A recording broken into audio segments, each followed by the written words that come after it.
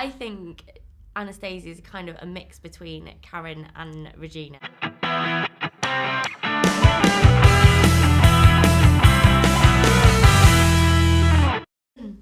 Holliday, how are you? Very well, thank you. How are you? Good, I'm fine, thank you. How did you find the premiere last night? Did you have an amazing time? You look incredible. Your white dress is incredible. Thanks.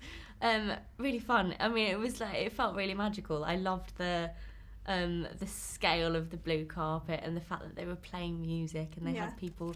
It had that kind of essence that the film has, and it's just so lovely watching it with kids. Yeah. Because it's what this movie's for. It's who this movie's for, and seeing so many little girls so excited in their Disney princess outfits, it's like it's just such a lovely atmosphere.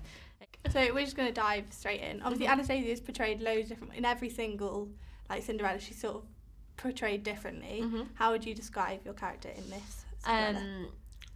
I think she's selfish and silly and insecure and bitter and jealous and self-obsessed in a way that leads to a complete lack of empathy with anyone else, and so kind of preoccupied with the aesthetic that she's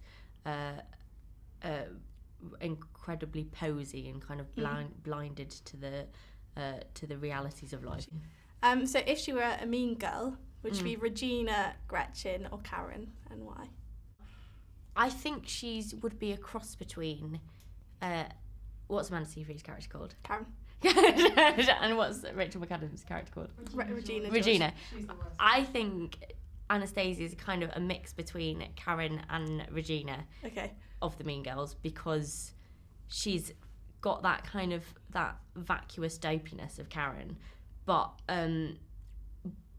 she's her intelligence comes out when she's like slightly desperate, and when she's slightly desperately following mum, she can be quite cutting. So she's got a little bit of the Regina as well. We got that. That was good. That was a good answer. If you were a Disney princess, which one would you be? I'd say Belle, but she's not really a princess, is she? She becomes a princess. Or does she become a princess? Of course she does, because she marries the Beast, who's prince. Okay, on the topic of Beauty and the Beast, obviously there's going to be a live action remake.